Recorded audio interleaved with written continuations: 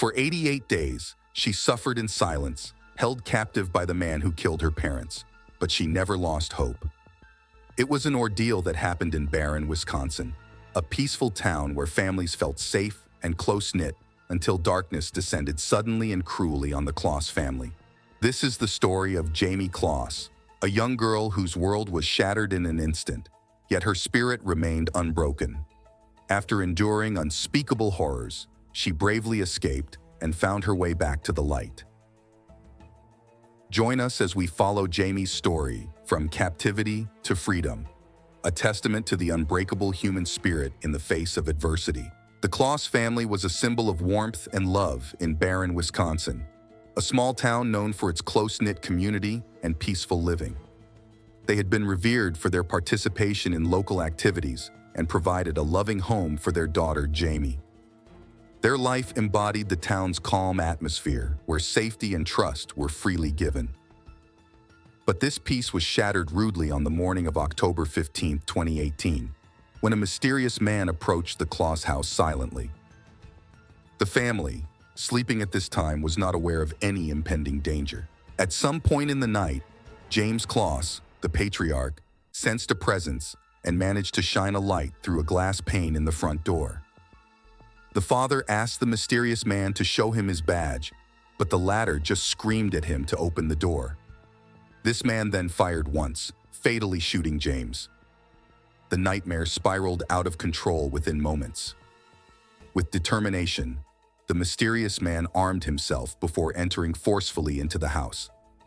Denise and her daughter were now panicked and took cover in the bathroom. As her last-ditch effort, Denise called 911. Barron County 911, where is your husband? Somebody at one farm. Hello?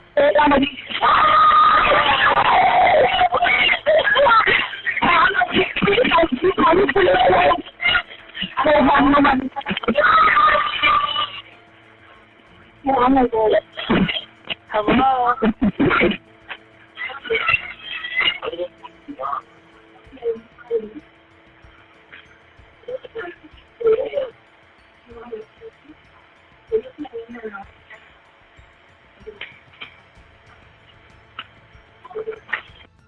According to the disturbing 911 call, Denise Closs did not speak, but there was a lot of yelling and disturbance before the call disconnected. Unfortunately, during this time, the mysterious man had already broken down the door and killed Denise. He then abducted Jayme, leaving behind a mourning community whose awakening reality would never have come true under normal circumstances. And just like that, the ordinary night that began like any other for the Closs family ended in a chilling tale of violence and abduction. This mystery man who committed the atrocious crimes is a man named Jake Patterson.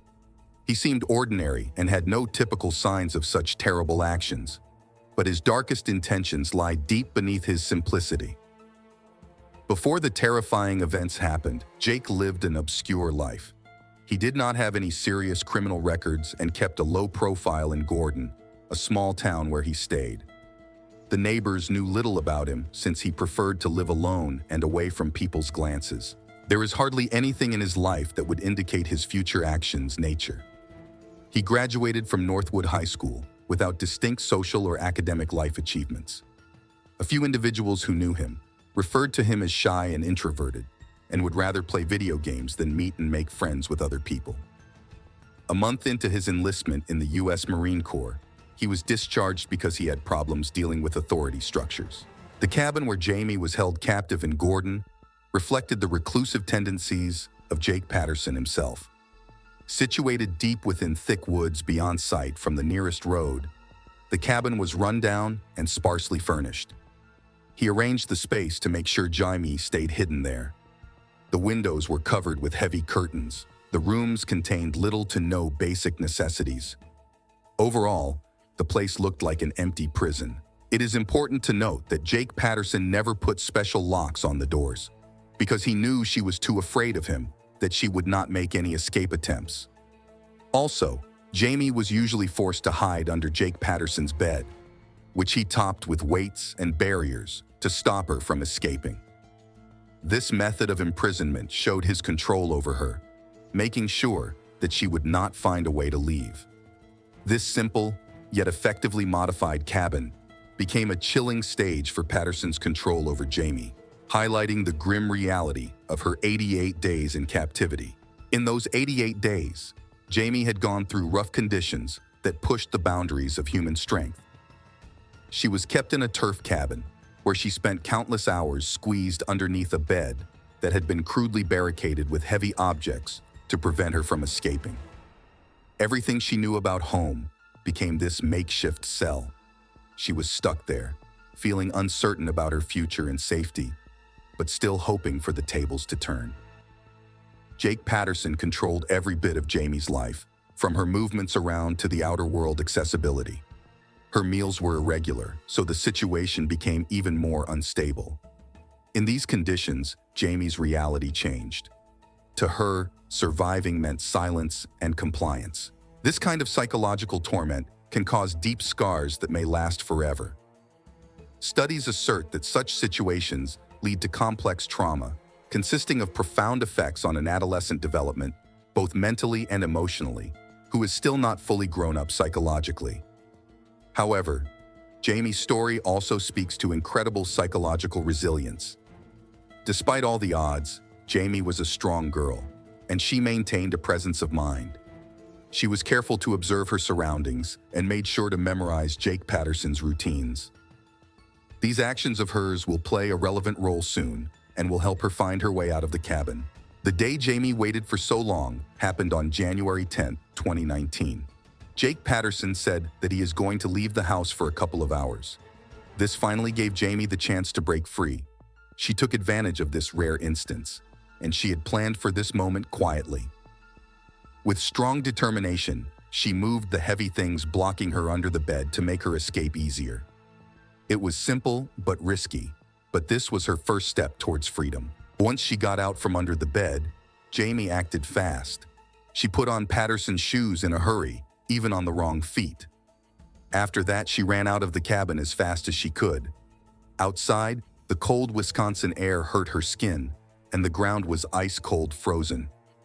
But despite the cold and her uncomfortable shoes, she kept going, determined to survive and see her family again. Fate brought Jayme and Gene Nutter together as they crossed paths while Nutter was out walking her dog.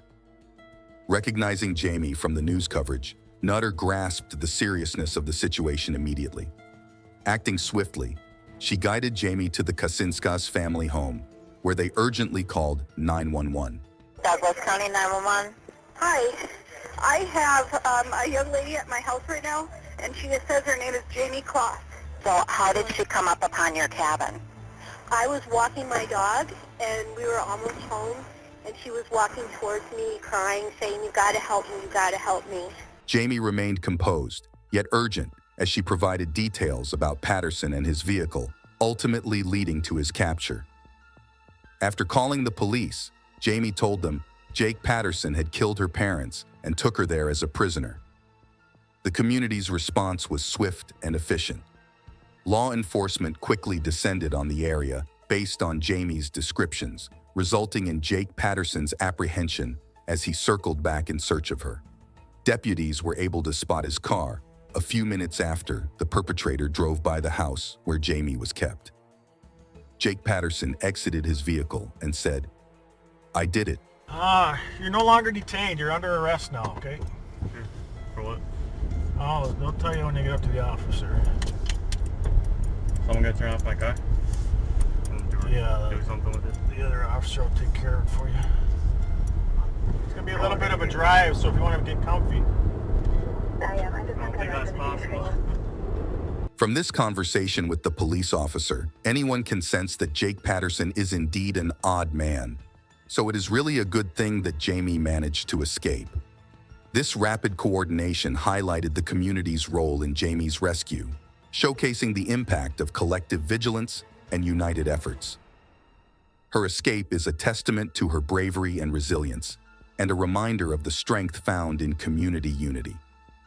Her story from captivity to freedom is not just a story of personal survival, but a powerful narrative of how compassion, quick thinking, and community support can come together to save a life. In court, Jake Patterson quickly faced the consequences of his evil actions. Patterson was arrested and told police that he had taken Jayme Closs hostage and slain her mother and father. However, Jake has no criminal history yet, and he had such a serious offense as a first-timer. In the end, on January 14, 2019, he was charged with 2 counts of first-degree intentional homicide, 1 count of kidnapping, and 1 count of armed burglary, making his bail to be set at $5 million. On March 27, 2019, he pleaded guilty to the murder charges and kidnapping in order to spare Closs and her family from having to go through another traumatic trial. The judge dismissed the charge against him on May 24th before sentencing him to 2 continuous life sentences without parole, plus an extra term of 40 years for the kidnapping case. Jake Patterson has claimed remorse via letters sent while he is incarcerated. It is also noted that his behavior was not impulsive, as documented by police and preparations before the crime, and showed that he planned everything carefully. He stated that saving Closs from having to face a trial made him decide to plead guilty. I would do, like, absolutely anything to take back what I did, you know. I would die. I would do absolutely anything to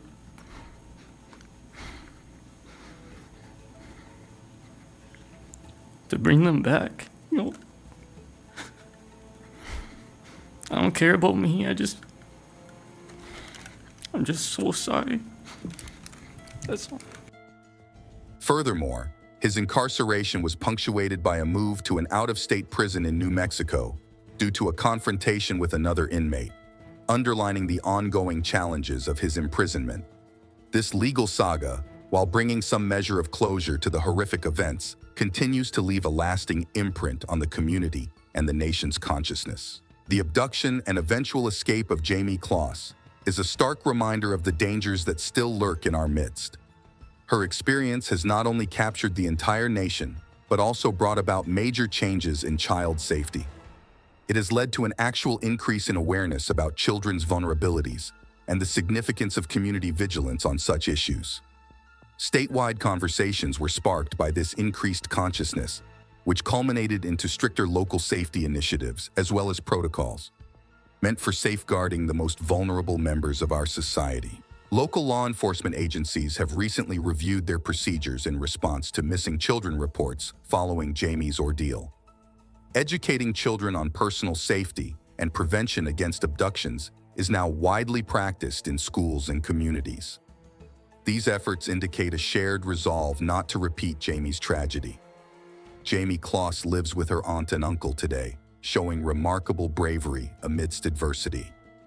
She advocates for children's protection and assists other survivors through their kidnap experiences. She is indeed brave as steel. Jayme is not just reclaiming her life, she is working to make the world a safer place for all children. Her story is one of hope, renewal, and the enduring strength of the human spirit to overcome the darkest of times.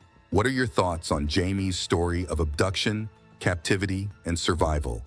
Let us know your thoughts in the comments below.